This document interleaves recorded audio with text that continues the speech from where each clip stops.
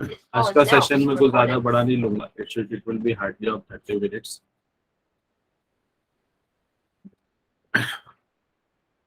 सो सबसे पहले जैसे मैंने बताया कि इंटरव्यू प्रिपरेशन कैसे करना है, तो उसके लिए एक सिनेरियो पहले बिल्ड करते हैं हम लोग कि हम हमारे साथ क्या फेस होने वाला है। तो यूजुअली जब आप naukri.com कोई भी साइट पर आप रेज्यूमे अपलोड करोगे, तो वो रेज्यूमे के बाद आपको कॉल्स आने लगेगी।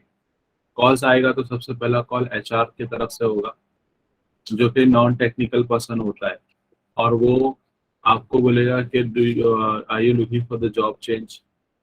तो ऑब्वियसली आप यस बोलोगे, और फिर उसके बाद आप कम्युनिकेशन को आगे बढ़ाओगे।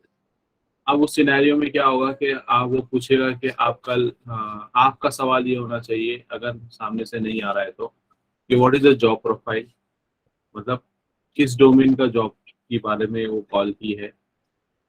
यूजुअली वो डेटा, आप लोग के सिनेरियो में ये हो सकता है फ्रेशर है तो डेटा एंट्री वाले, नॉन सॉफ्टवेयर वाले जॉब भी आ जाते कभी कभी कॉल्स। तो ये पहले करे कि भाई सामने से जो कॉल आ रहा है वो सॉफ्टवेयर इंजीनियरिंग रिलेटेड हो, रिएक्ट या जावास्क्रिप्ट रिलेटेड हो, या नोड जेएस रिलेटेड हो। इन तीनों के डोमेन में ही आपका कॉल करना चाहिए और मोस्ट रेलेवेंट होना चाहिए। फिर जैसे ही कम्युनिकेशन के इस चेक पॉइंट्स आपने क्लियर किया, आपने पूछा कि फ्रंट एंड का है या जावास्क्रिप्ट है या रिएक्ट है या नोड जेएस है, तो फिर आप वो पूछेगी कितने साल का एक्सपीरियंस है, क्योंकि सबसे पहला दूसरा सवाल आपको यही आने वाला है, एक्सपीरियंस कितने साल का है। एक साल के एक्सपीरियंस को, जीरो एक्सपीरियंस को तो कोई वैल्यू है ही नहीं। दूसरा, एक साल सबसे ज्यादा प्रेफर्ड कोई भी आईटी कंपनी जो एक्सपेक्ट करती है, वो 2 साल से 3 साल का एक्सपीरियंस बंदा ही प्रेफर करती है। उनको भी रेडीमेड बंदा चाहिए रहता है, जो सीधा प्रोजेक्ट पे आए, काम करना शुरू करो। तो आप अभी जितने भी ड्यूरेशन आपने काम किया है, प्रोजेक्ट पे काम किया है, तो आप बताओ कि मैंने इतना एक्सपीरियंस है। नहीं एक्सपीरियंस है तो आप ये बताओ कि I have equivalent experience of that many projects I have built. तो वो थोड़ा कॉन्फिडेंस में लेना है उसको, क्योंकि फ्रेशर को कोई एंटरटेन जल्दी करता ही नहीं है आईटी के अंदर। अगर फ्रेशर को जॉब तो चाहिए ही ना। अब एक सिनेरियो बिल्ड हो गया। अब वो बोलेगी आपका सेकेंड राउंड ऑफ इंटरव्यू रहेगा टेलीफोनिक राउंड, प्रोबेबली 80% वही रहता है।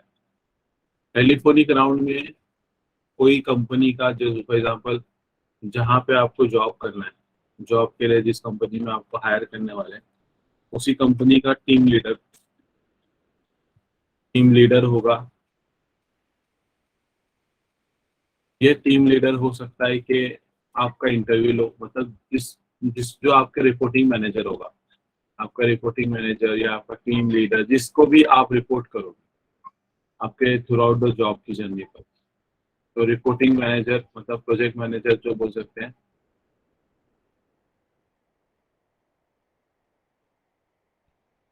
तो वहाँ पे कंपनी में सिनेरियो क्या रहता है, फॉर एग्जांपल कंपनी के अंदर टीएल जो है, उसके पास डेवलपर 1 है, डेवलपर 2 है, front end developer 1, front end developer 2, front end developer 3, या back end developer 4, back end developer 5, database developer. ऐसे 4-5 डेवलपर की एक टीम पे काम हो रहा था। और कोई डेटाबेस डेवऑप्स, ऐसे अलग 6 डेवलपर की टीम अज्यूम करते, ये कोई प्रोजेक्ट मॉड्यूल पे लोग काम कर रहे थे। ये मैं कंपनी सिनेरियो बता रहा हूँ। अचानक से मालूम पड़ा कि डेवलपर 3 ने नोटिस दे दिया कि मैं 2 महीने के बाद जॉब रिजाइन करने वाला हूँ। डेवलपर 5 मालूम पड़ा कि ये बंदा एब्सकॉन्ड कर दिया, गायब ही हो गया, भाग गया। डेवलपर 4 बोलता है कि मैं अभी 6 महीने 3 महीने बाद जाने वाला हूँ। और एक और रिक्वायरमेंट आ सकती है, टीम लीडर को लगता है कि भाई इस प्रोजेक्ट में 6 डेवलपर नहीं, 8 डेवलपर की जरूरत है। तो एक team leader point of view बता रहा हूँ मैं, कि एक टीम लीडर के नजरिए में उसको क्या चैलेंजेस फेस करना है। उसको मालूम है कि भाई मेरा प्रोजेक्ट मॉड्यूल का काम चालू है, काम तो रुकना नहीं चाहिए, प्रोजेक्ट रुकना नहीं चाहिए, ये हर कंपनी की पॉलिसी है। तो ये लोग कर रहे हैं काम, ये लोग कर रहे हैं, ये लोग कर रहे हैं, ये लोग कर रहे हैं। अगर ये 2 महीने बाद गायब होने वाला है, ये 1 महीने बाद गायब होने वाला है, ये तो रिस्पॉन्ड ही नहीं कर रहा, ये अलग अलग सिनेरियो है। और ये नया चाहिए, एक्स्ट्रा बंदा चाहिए, और ये भी एक्स्ट्रा बंदा चाहिए। तो अब ये सिनेरियो को फुलफिल करने के लिए एचआर वाले होते हैं, ठीक है। ये तो खाली टेक्निकल फंडा देखेगा, तो एचआर वाले को लोग बोल देंगे भाई ये दो डेवलपर 3 4 5 का मेरा रिक्वायरमेंट है, आप इंटरव्यू प्रोसेस शेड्यूल करो। अब रिक्रूटर ने पहला ऑन कॉल प्रोसेस शुरू किया। ऑन कॉल में आपसे पूछा कि आपको जॉब लेना है कि नहीं, पहला पॉइंट। दूसरे इसमें उन लोगों ने फिर क्या करे, technical round, technical telephonic round schedule करे। अब इस राउंड के अंदर ये सेकेंड राउंड है, अगर इनकेस नॉन डीएसए जा रहे हैं हम लोग, तो नॉन डीएसए के केस में तो ये टेलीफोनिक मैनेजर ये आपका इंटरव्यू ले। क्यों?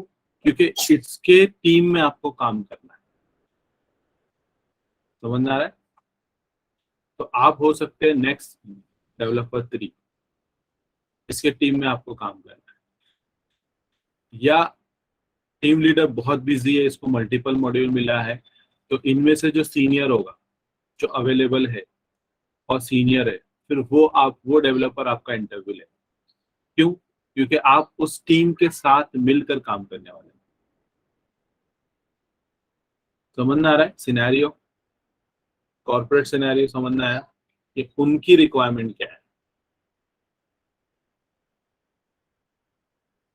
एवरीवन चैट पे यस नो।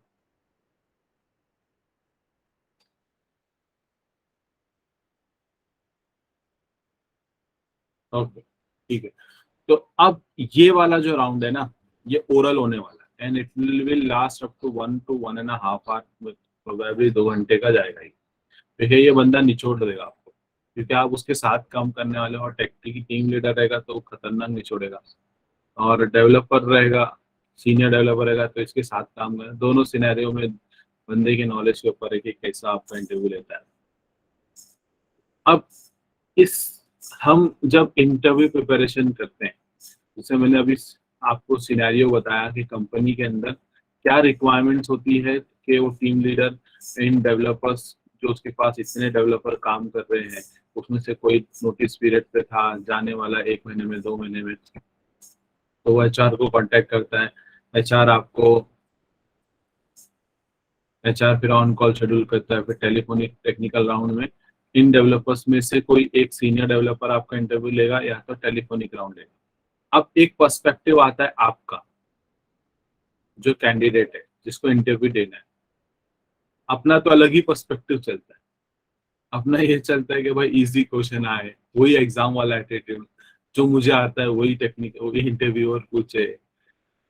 अरे मैंने तो इतने क्वेश्चन पढ़ा ही नहीं था, क्या इतने क्वेश्चन पूछ के मेरे को जॉब लग जाएगी क्या?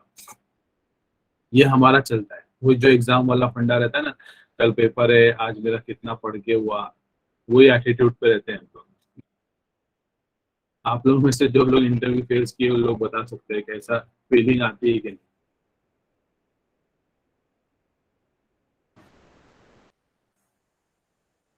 तो अब अभी आपके पास एज अ कैंडिडेट आपको तो पता ही नहीं है कि भाई कौन सी टीम है, क्या है, और क्या प्रोजेक्ट पे काम हो रहा है, और आपको कौन सा डेवलपर लेवल पे जॉब लगने वाला है, ये आपको कुछ आइडिया नहीं है। आपको खाली क्या करना है, आप अपने सिनेरियो पे फोकस करना है कि भाई सामने से क्वेश्चन की बौछार आने वाली है, और वो ओरल रहेगा तो ज्यादा टफ होता है एक्चुअली, क्योंकि आपको फेस टू फेस केस होता है, या ऑनलाइन, आजकल तो ज्यादातर ऑनलाइन ही हो रहा है, वाया जूम और गूगल मीट। तो टेलीफोनिक राउंड में इंटरव्यू हो सकता है, या गूगल मीट के थ्रू होगा, या फिर जूम के थ्रू होगा, या कभी कभी वॉक इन हो जाएगा, फेस टू फेस करने पड़ेगा। तो उस सिनेरियो में मेरा प्रिपरेशन कैसा होना चाहिए? कल के सेशन में जो हम लोगों ने how I hack my brain to learn coding वाला जो हम लोगों ने कल का सेशन अटेम्प्ट किए थे, उसमें मैंने कुछ कंसेप्ट आपको बताया था, राइट, डीप में बताया था उसको। अभी से, आज के सेशन से और आगे के सेशन से हम लोग उसको प्रैक्टिकली इम्प्लीमेंट करेंगे। ओके, तो अब एज अ कैंडिडेट आपके पास ये कॉल आता है ना, ये वाला कॉल, ये वाले कॉल से ये वाले कॉल के बीच में एक दिन का ही गैप होता है, 1 डे गैप और 2 डे गैप। कभी कभी सामने से वो पूछ लेते हैं एचआर वाले कि आप कब अवेलेबल इंटरव्यू के लिए, तो फिर वो आपको वहाँ पे प्रॉफिटेबल टाइम मिल जाता है, मतलब आप 3 दिन का टाइम दे दो, ऐसे ही बोलो कि मैं अवेलेबल नहीं हूँ, मैं इधर हूँ, मैं उधर हूँ, ऐसा करके 3 दिन। मतलब अगर सामने से वो टाइम नहीं दे रहा है तो दैट मीन्स आपके पास एक दिन से ज्यादा टाइम नहीं है। तो अब इस एक दिन, मतलब इस अगेन वही सिनेरियो आया कि कल एग्जाम है और आज प्रिपेयर करना है, तो वैसा वाला फंडा नहीं होना चाहिए, क्योंकि आपका ये राउंड के बाद हो सकता है एक और टेक्निकल राउंड हो। क्योंकि अगर ये कोई डेवलपर ने राउंड लिया, सीनियर डेवलपर समझो, इसका सीनियर डेवलपर वो डेवलपर 2 था, उसने लिया, तो नेक्स्ट राउंड फिर से आपका होने ही वाला है, जो कि टीएल लेगा और प्रोजेक्ट मैनेजर लेगा। और वो राउंड अगर हो क्लियर कर दिए, फिर आपका एचआर राउंड होगा, जहाँ पे ये लोग इनपुट देंगे एचआर को कि भाई ये बंदे को ले लो, अब इससे पूछ लो कि भाई सैलरी कितनी लेगा, फिर कहानी खत्म, जॉब का अपॉइंटमेंट लेटर आता है। तो मेन चीज हमारा यही है, ये 2 राउंड। तो अब इस सिनेरियो में हमारे पास सिनेरियो क्या है कि हमको एक दिन है, इधर 2 दिन है, प्रोबेबली एक ही दिन रहता है। तो उस एक दिन में हम प्रिपेयर कैसा करें कल के लिए। तो as a candidate on the go आपके पास चीजें अवेलेबल होनी चाहिए, ठीक है। तो उसके लिए आप क्या करेंगे, सबसे बेस्ट वो, आप लॉग इन करो अपने गूगल ड्राइव पर। सब लोग, हम फिलहाल मैं जो बोल रहा हूँ उसको सुन लो। गूगल ड्राइव पे जाओ और एक नया फोल्डर बनाना है, ठीक है, क्योंकि मोबाइल से भी एक्सेस मिल जाए।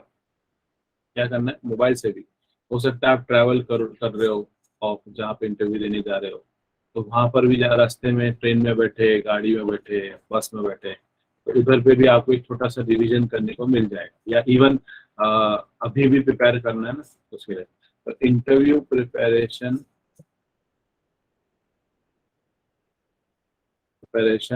और ईयर मेंशन करो। जैसे अब इस साल जो चल रहा है वो 22-23 का साल चल रहा है, 2022-23, ऐसा ईयर मेंशन करो। ये क्यों कर रहा हूँ मैं, क्योंकि इन फ्यूचर जब आपका ये कंटेंट बढ़ता जाएगा ना, तो फिलहाल अभी मैं interview preparation for one job लिखता हूँ।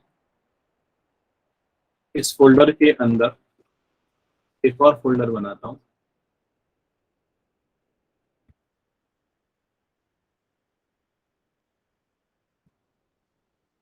इंटरव्यू प्रिपरेशन, तो भी इंटरव्यू ही लिखता हूँ ताकि इन फ्यूचर सर्च करने में आसान हो जाए। इंटरव्यू प्रिपरेशन जॉब, इसमें साल डालो, क्योंकि अगले साल जब आप अगर कोई कंटेंट मिलता है ओवर इंटरनेट, या आप जिस कंपनी में जॉब पे लग गए वहाँ पे आपको कोई रिसोर्स मिलता है, तो वो आप इस पर्टिकुलर फोल्डर्स में ईयर वाइज डेटा रख सकते हो। इससे आपको पता भी चलेगा वो कितने साल पुराना कंटेंट है, लेटेस्ट है कि नहीं, और दूसरा पिछला चीज रिवाइज करने में आसान हो जाएगा, ठीक है।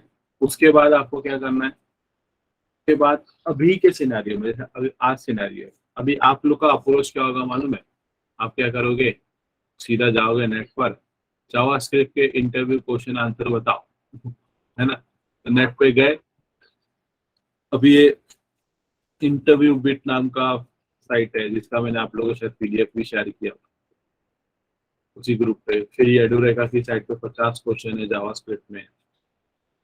फिर आपके HTML के इंटरव्यू है, फिर 100 क्वेश्चन इधर से दिया है, 40 क्वेश्चन इधर से दिया है। अब ये हर चीज को अभी आप खोल खोल के देखोगे ना, आपको ऐसा लगेगा अरे ये बहुत अच्छा है, अभी ये बहुत अच्छा है, यहाँ से पढ़ लेता हूँ, वहां से पढ़ लेता हूँ। इसके चक्कर में ऐसी गड़बड़ होती है कि जब जिस दिन रिवीजन करने का टाइम आएगा ना, तो आपको वो याद नहीं रहेगा कि भाई मैंने ये चीज कहाँ से पढ़ा, वो चीज कहाँ से पढ़ा था, ठीक है। इसलिए हम लोग नोट्स बनाते हैं, स्कूल में भी हम लोग वही प्रैक्टिस होती है ना घर पे, एग्जाम के लिए भी।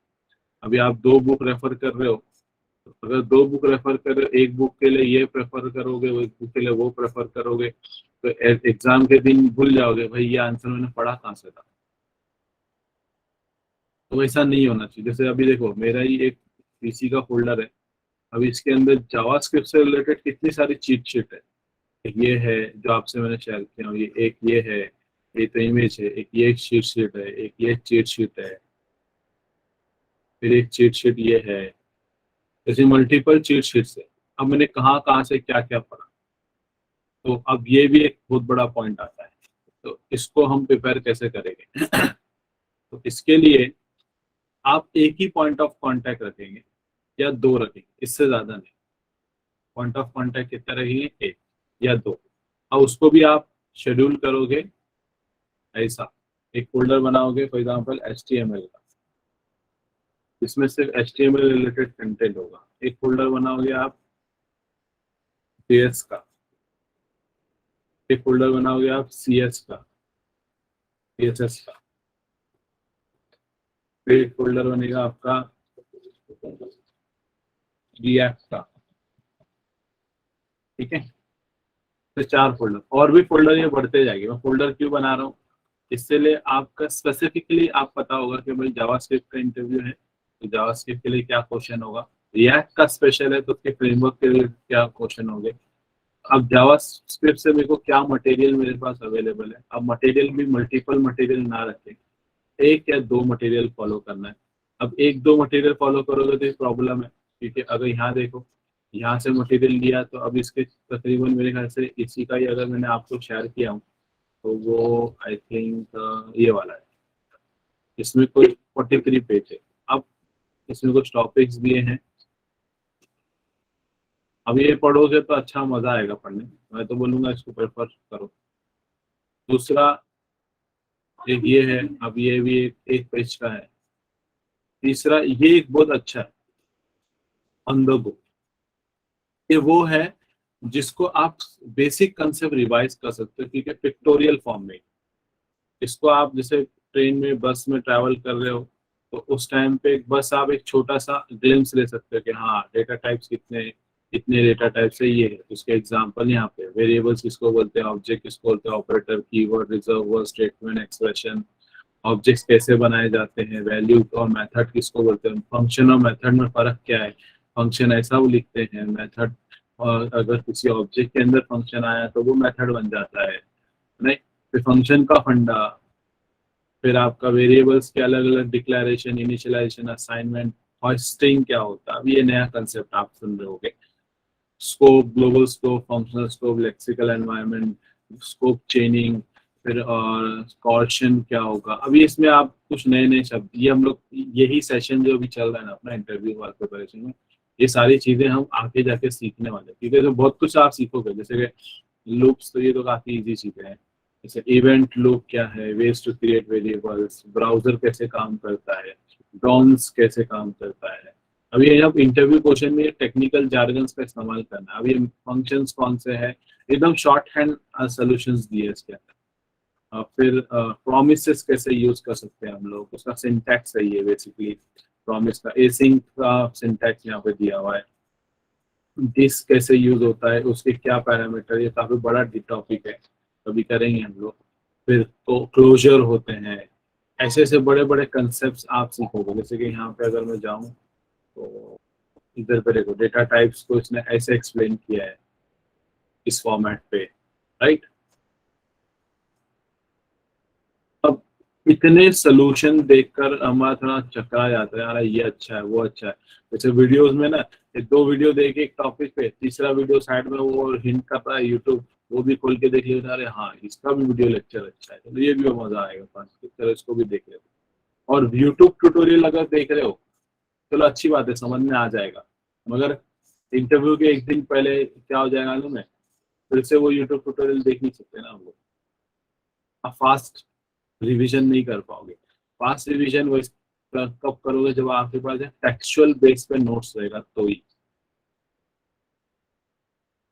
देखो अभी स्कोप, स्कोप चेन क्या है, अभी ये 43 पेज का ये स्कोप चेन का पूरा एग्जाम्पल के साथ फंडा समझा। हॉस्टिंग क्या होता है, function hoisting, variable hoisting, closures क्या होते हैं, स्ट्रिंग्स, फिर इसके अलग मेथड्स, फिर यहाँ पे नोड प्रॉपर्टीज, डेटा ट्रांसफॉर्मेशन। और जावास्क्रिप्ट एक तो वीएस कोड पे आप रन करते हो वो एक अलग एनवायरनमेंट होता है, जावास्क्रिप्ट अगर आप ब्राउजर पे रन कर रहे हो तो वो एक अलग एनवायरनमेंट होता है, वो उसको समझना। अभी आप सोच रहे हो सर कितना सारा है थोड़ा थोड़ा करोगे तो हो जाएगा, देखो इसीलिए बोला ना मैंने, ब्रूट फोर्स वाला फंडा नहीं लेना। वो ब्रिटिशर और नॉर्वेजियन लोग का जो फंडा था वैसा नहीं, मतलब ब्रिटिश ने एक दिन में पूरा कर ट्रैवल करने के चक्कर में क्या हो गया, दम तोड़ती है। अपने को थोड़ा थोड़ा शॉर्ट फोकस सेशन लेना है, और कैसा करना है, स्पेस लर्निंग, मतलब 2-2 घंटा, 1.5-1.5 घंटा दिन भर में करना है, ताकि आपको कॉलेज भी पढ़ना है ना, कॉलेज का भी काम करना है, बहुत सारे आपको ट्रैवलिंग है। इधर पे देखो इवेंट प्रोपोगेशन क्या होता है, ये सारे कंसेप्ट, बबलिंग, कैप्चरिंग, ये सारे इंटरव्यू क्वेश्चंस में आते हैं। एसिंक्रोनस जावास्क्रिप्ट क्या, एसिंक क्या होगा, then you have something called promise, जैसा भी बताया मैंने, memory allocation, event flow, heap memory, stack memory, और जावास्क्रिप्ट, ES5 और ES6 का डिफरेंस, एंड फाइनली खत्म। अभी आप सोच रहे हो सर अच्छा है 43 की कमी है, इतना नहीं है भाई, 500 क्वेश्चन से ज्यादा है। अब फिर यहाँ देखोगे, अभी यहाँ पे कुछ मिल रहा है, अभी यहाँ पे कुछ मिल रहा है। अब इसमें क्या हो रहा है ना, एग्जाम के एक दिन पहले कहाँ से पढ़ा था, कहाँ से रिवाइज करूँ, क्या कंसेप्ट किधर से पढ़ा था, वो गड़बड़ होता है। और हमारा ब्रेन मालूम है बहुत अलग ही प्राणी है। अगर आपने कोई आंसर, समझो एक क्वेश्चन का एक आंसर है 1, उसको एक पर्टिकुलर मटेरियल से पढ़ा है, मटेरियल 1, ठीक है, और वही क्वेश्चन का आंसर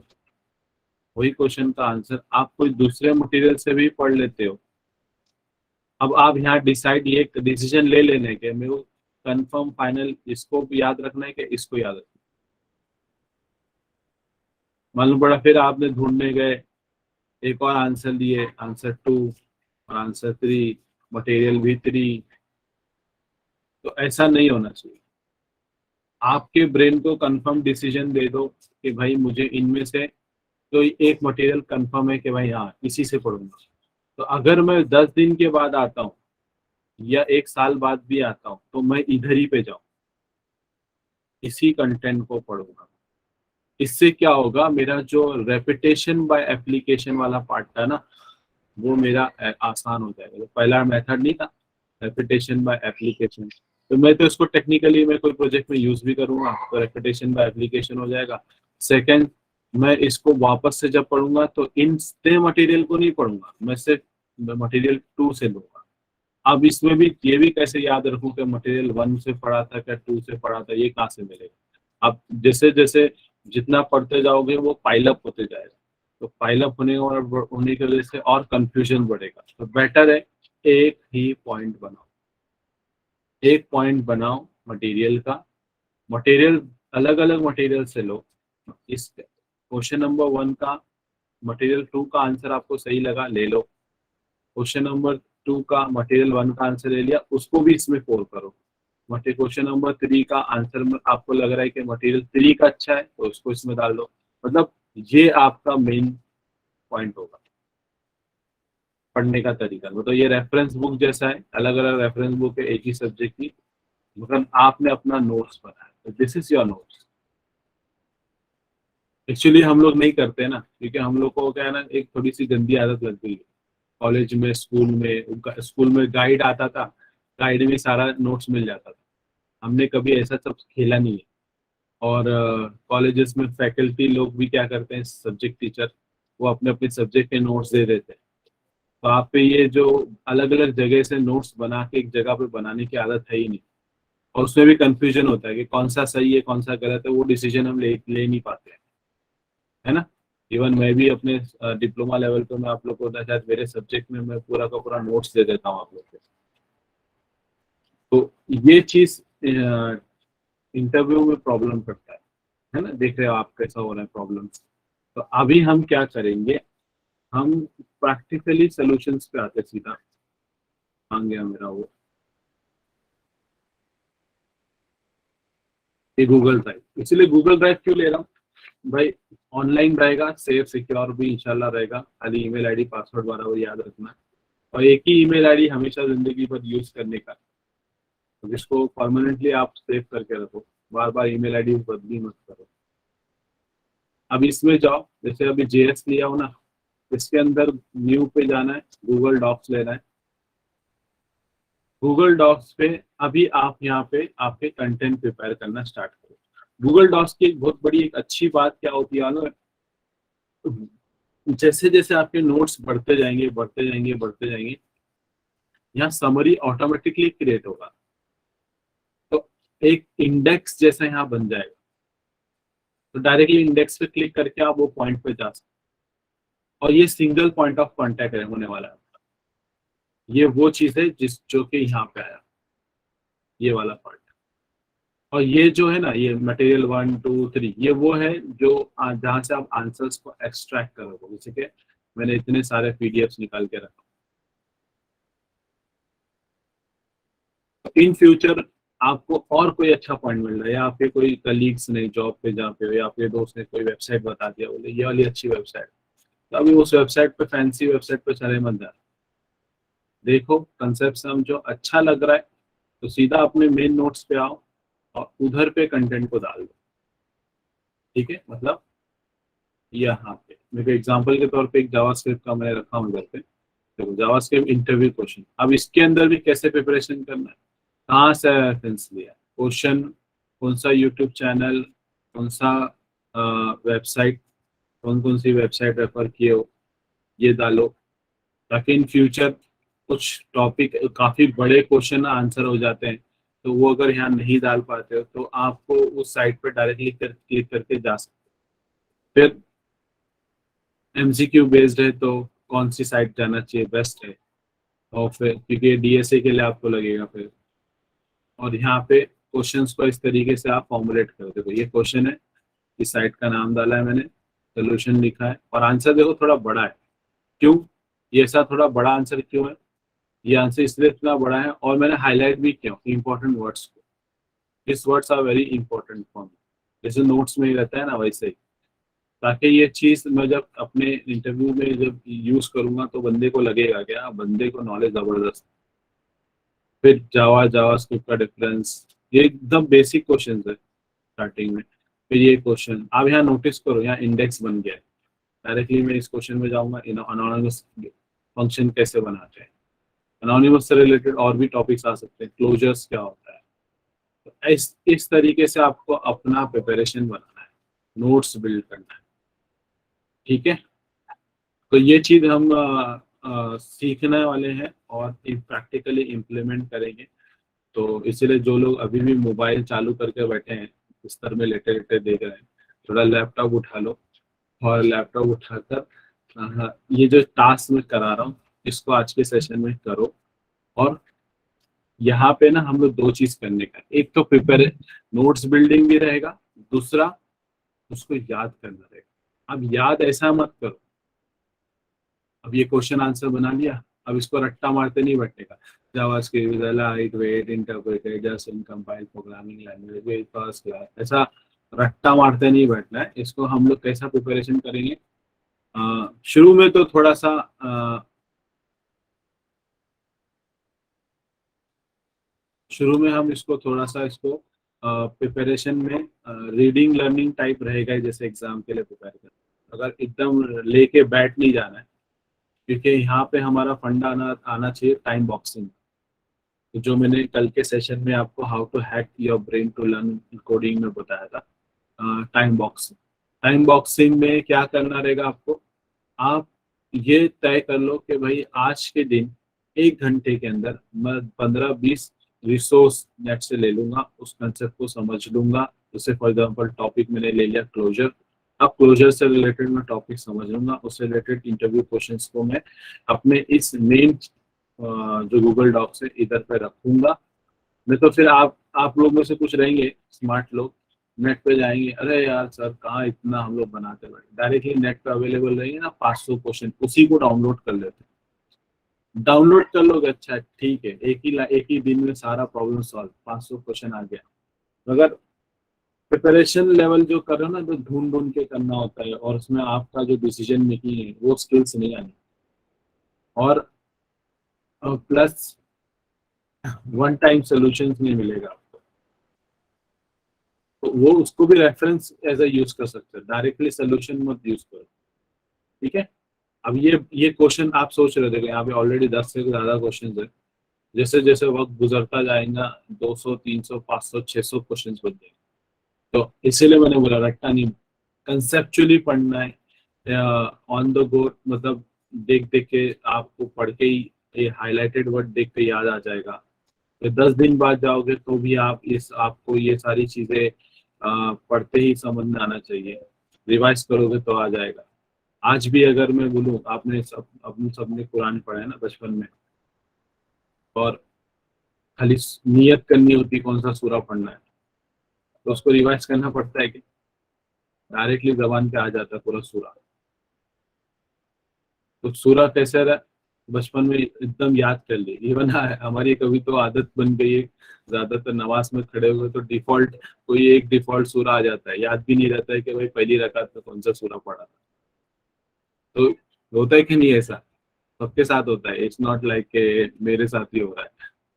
तो ये सब चीजें वैसे ही हमको यहाँ पे भी ध्यान देना है कि जो पढ़ेंगे तो नींद में से अगर किसी ने अगर उठा भी दिया ना और पूछा कि भाई sir what is difference between Java and JavaScript, तो ये बोलने को आना चाहिए एटलीस्ट 2 की 3 लाइन।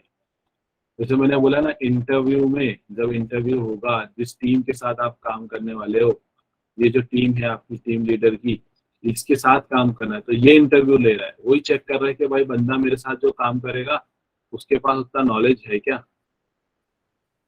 या जो डेवलपर्स में से कोई सीनियर बंदा आपका इंटरव्यू ले रहा है, वो भी चेक करेगा कि भाई मेरे साथ में जो काम करेगा उसके पास उतना नॉलेज है क्या, या टाइम पास होने वाला है, या सारा काम मेरे कुछ करना पड़ेगा।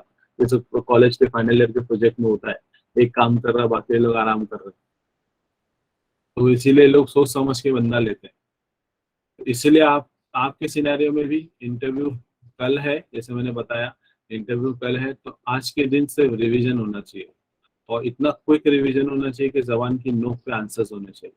तो रट्टा मारने से तो नहीं आने वाला, उसको multiple repetition, short focus learning, utility based learning, जो कल मैंने बताया था वैसा करना। ठीक है, ये सब चीज मैं कराऊंगा भी, ऐसा नहीं है कि सेशन में खाली ब्ला ब्ला ब्ला बोलते जा रहा हूँ। ये स्टार्टिंग के पहला सेशन है, इसलिए आपको खाली बता रहा हूँ कि क्या करने वाले हम लोग, आगे जाके हम लोग ये खुद आपसे करवा के लेने वाले।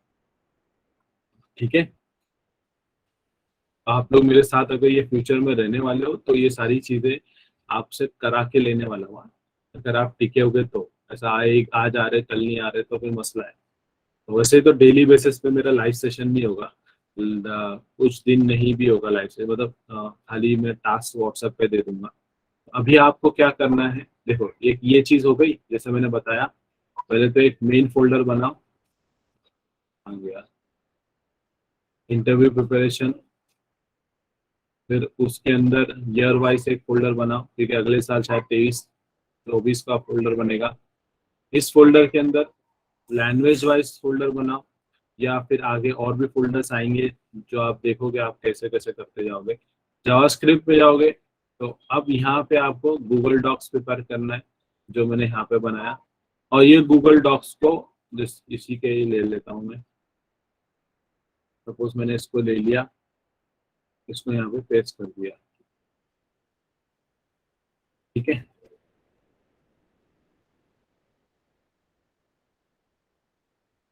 और इसका लोकेशन क्या आ रहा है,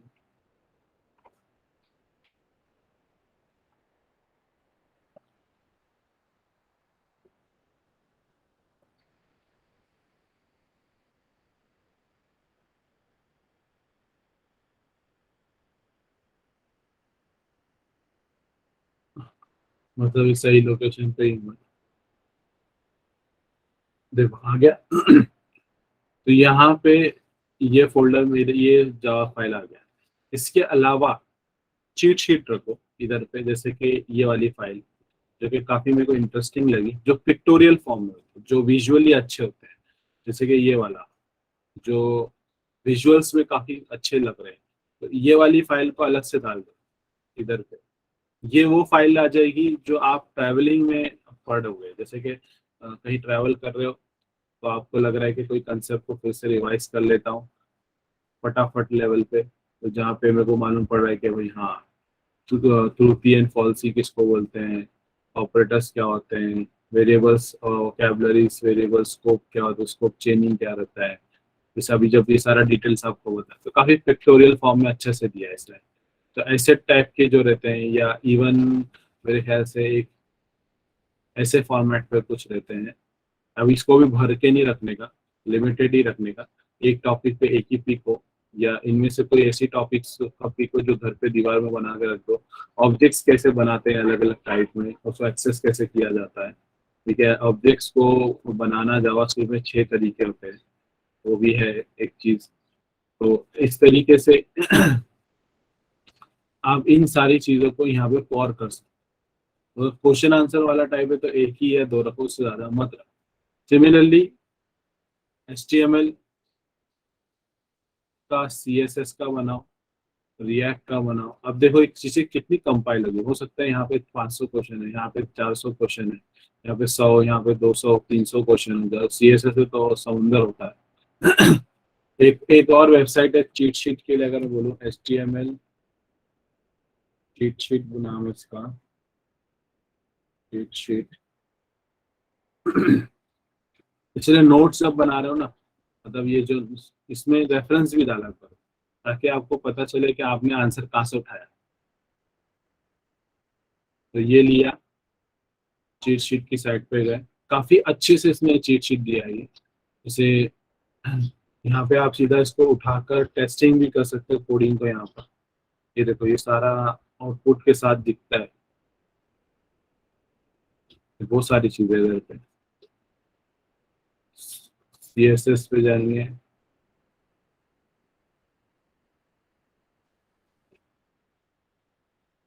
ये कोडिंग एनवायरनमेंट ये है, जो टाइप करोगे उसका आउटपुट इधर आएगा, यहाँ पे CSS ऐड कर सकते हो आप, ठीक है। तो ये आप इसको भी यूज कर सकते हैं। ये CSS का है। जावास्क्रिप्ट पे आएंगे तो देखो, जावास्क्रिप्ट का अलग अलग फंडे पे दिया है, चीट शीट पे ही देते हैं।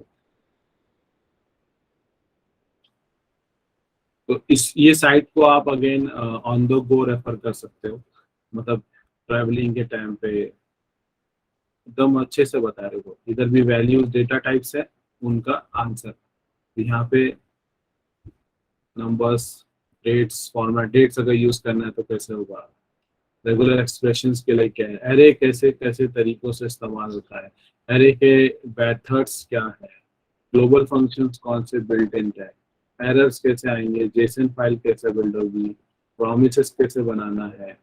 तो ऐसे आपको इसमें एड अप होते जाएगा। ये सब बहुत सारा, इसमें भी लिमिटेड है एक्चुअली में, तो अगर हम भी ढूंढ ढूंढ के करेंगे तो हमारा नोट्स ऐसा बनता जाएगा, ठीक है। तो एवरीबॉडी क्लियर है इधर पे।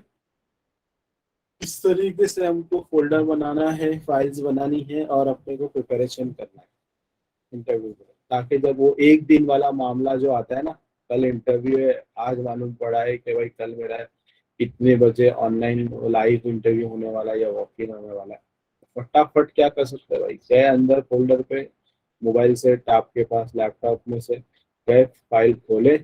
अब ये सब आपने 3 महीना पहले पढ़ा होगा, 2 महीना पहले पढ़ा होगा, रिवाइज करते जाना। तो क्या हो रहा है, जो पढ़ा था उसी पे ही वापस आके रिवाइज करना। इससे फायदा ये होता है कि हमारे ब्रेन में ना, वो जो केमिकल बॉन्ड है ना, वो वाला जो शायद कल का जिक्र किया था मैं, कल क्या बताया था मैंने, कि बचपन में अपन ने कोई हादसा होता है अपने साथ, अच्छा और बुरा, तो वो तस्वुर होता है आज भी।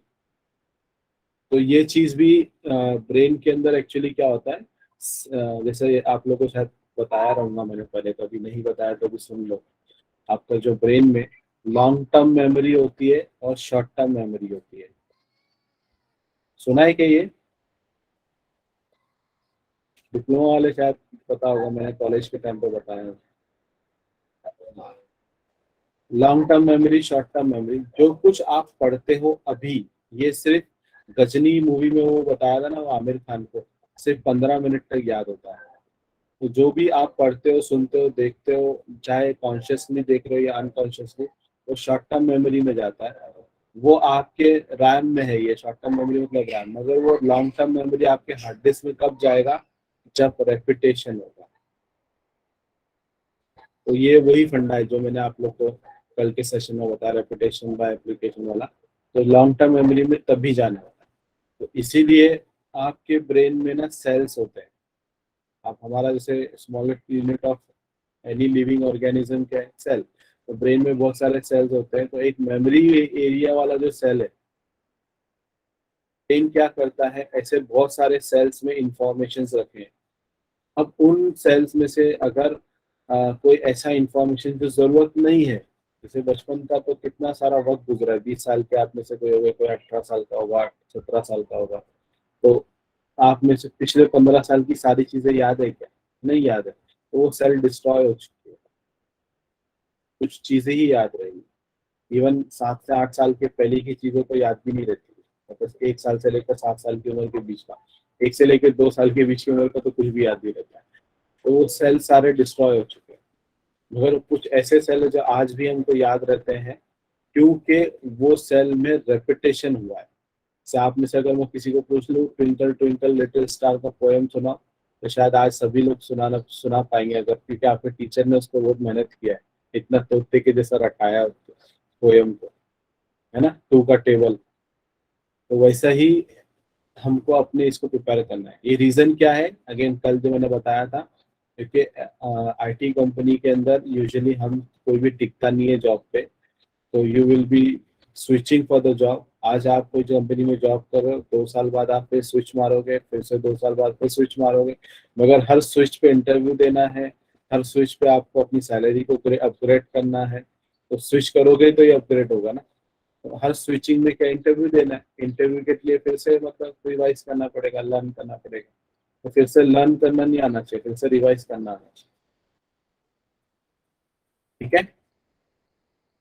तो ये जो सेल है मेरा लॉन्ग टर्म, मतलब शॉर्ट टर्म से लॉन्ग टर्म में चला गया, तो ये मेरे को उस वक्त हेल्प करेगा ये सब। जैसे आज भी कुछ बचपन की चीजें याद है अपने को।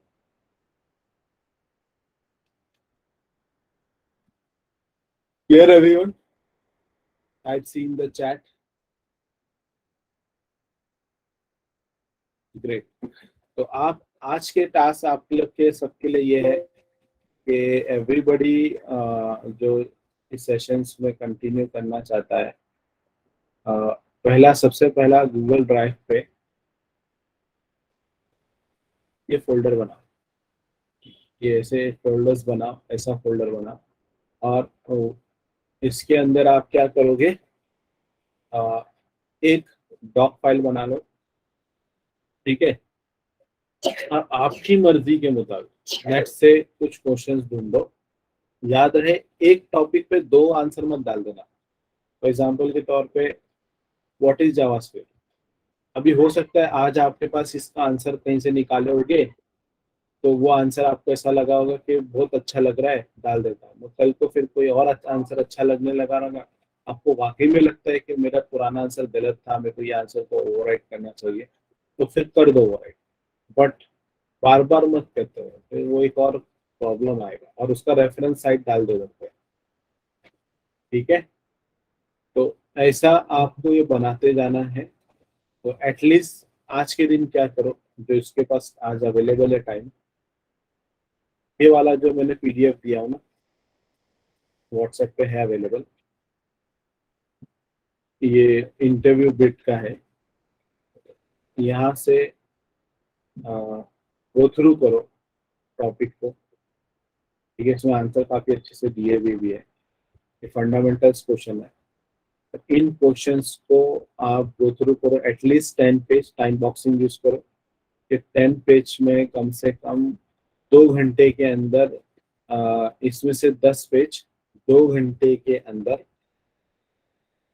जो मेरे को आंसर लग रहा है उसको मैं कॉपी पेस्ट करूंगा कहाँ पे मेरे गूगल ड्राइव पे ऊपर, और रेफरेंस में डाल भी दूंगा कि मैंने इस साइट से लिया है, इंटरव्यू बिट वाली साइट से। इधर पे वो साइट है लिखी हुई ऊपर, साइट का नाम लिखना, या वीडियो ट्यूटोरियल ले रहे तो वीडियो ट्यूटोरियल का नाम लिखना।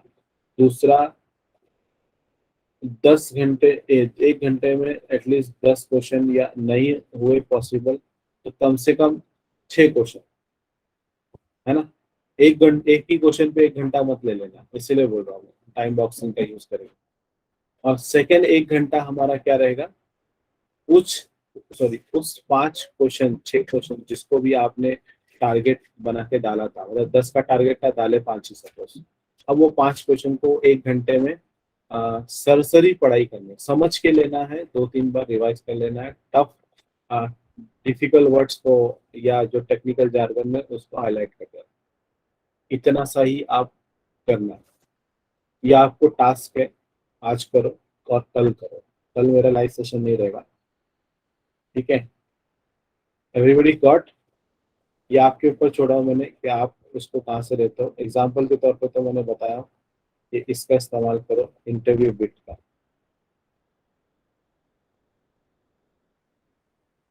और एक बार जो डाले वो डिसीजन फाइनल करने का कि भाई ये आंसर मैं बाद में चेंज नहीं करूंगा। और आंसर भी छोटे छोटे, एक एक दो दो लाइन के आंसर नहीं डालना। आंसर कैसे डालेंगे, एटलीस्ट आधे पेज का तो होना चाहिए, क्योंकि इंटरव्यू में बोलने के टाइम आप कोई भी चीज देखो, लिखने को टाइम जाता है, मतलब बोलने को टाइम नहीं जाता है ना। ओरल चीजें काफी फटाफट होती है, तो 2 घंटे में जो आप बोलने वाले हो इंटरव्यू के अंदर, वो हो सकता है एटलीस्ट 50 से 60 पेज का आंसर होगा। इसीलिए आपको ऐसा लिखो, दिखता है वो बड़ा है मगर हो जाएगा, ठीक है।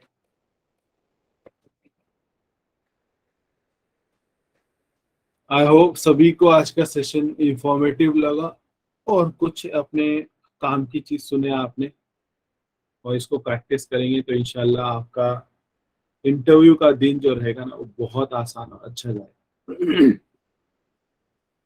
चलो, इसके अंदर ये तो पार्ट था नॉन डीएसए का। डीएसए में क्या करेंगे, डीएसए में यही साइट पे ना कुछ एमसीक्यू क्वेश्चंस हो। तो पहले तो आप नॉन डीएसए पे ही फोकस करो, क्योंकि नॉन डीएसए में कंसेप्ट क्लियर होता है, ये इंपॉर्टेंट है। कंसेप्ट बहुत अच्छे से क्लियर, इसलिए मैं आंसर बड़े रखने बोला। अब जब नॉन डीएसए पे आते, डीएसए वाले टाइप के आते हैं। अब डीएसए में कौन सा, एमसीक्यू बेस, ठीक है। डीएसए में 2-3 टाइप के क्वेश्चन आते हैं, एमसीक्यू बेस, एक नॉन एमसीक्यू बेस। तो एमसीक्यू बेस में इनमें से ही वो वर्ड्स आ सकते हैं ना, ये नॉट और जस्ट इन टाइम क्या है, फर्स्ट क्लास, ऐसे एमसीक्यू बेस। तब आप फटक से आंसर दे सकते हो एमसीक्यू बेस जगह पे। तो उसके लिए भी प्रैक्टिस के लिए सैंड फाउंटेन में हजारों क्वेश्चन मिलेंगे जावास्क्रिप्ट से। अब एक और चीज है, जावास्क्रिप्ट बोले तो हफ्ता भर महीना भर जावास्क्रिप्ट पे चिपक नहीं जाने का। 2 दिन जावास्क्रिप्ट करो तो 2 दिन रिएक्ट करो, 2 दिन एचटीएमएल करो, 2 दिन, एक दिन सीएसएस करो, एक दिन एचटीएमएल करो। ज्यादा फोकस जावास्क्रिप्ट पे करो, क्योंकि अपना कोर प्रोग्रामिंग लैंग्वेज होने वाला है ये। और फिर 50% फोकस जावास्क्रिप्ट होना चाहिए, 20% आपका रिएक्ट होना चाहिए, 20% आपका नोड जेएस होना चाहिए, क्योंकि इसको अगेन जावास्क्रिप्ट इंक्लूड हो जाता है इसके अंदर। 10% एचटीएमएल सीएसएस होना चाहिए अभी के वक्त। तो ऐसा हमारा शेड्यूल होना चाहिए हफ्ते भर का। तो इस तरीके से, ताकि बोर भी ना हो, सिर्फ जावास्क्रिप्ट कर रहे बोर हो रहे, ताकि ब्रेन को भी कुछ नया लगे। इसलिए उस कॉलेज में, स्कूल में जो क्या करते हैं बच्चे, बोर ना हो बोल के एक ही दिन में सर एक ही सब्जेक्ट नहीं रखते, मल्टीपल सब्जेक्ट रखते हैं, है ना। तो वैसे ही आपको भी अपने आप को ऐसा शेड्यूल करना है, ठीक है। वो तो मैं कराऊंगा डेली बेसिस में। फिलहाल के लिए आज कल के लिए जावास्क्रिप्ट वाला पार्ट है, तो आप ये वाला करो, और गूगल ड्राइव बनाओ, और लिंक मेरे से शेयर करो पर्सनल विंडो पर, ठीक है। गूगल ड्राइव का लिंक शेयर करो। तो अभी यहाँ पे सेशन क्लोज करता हूँ मैं, काफी वक्त जा रहा है।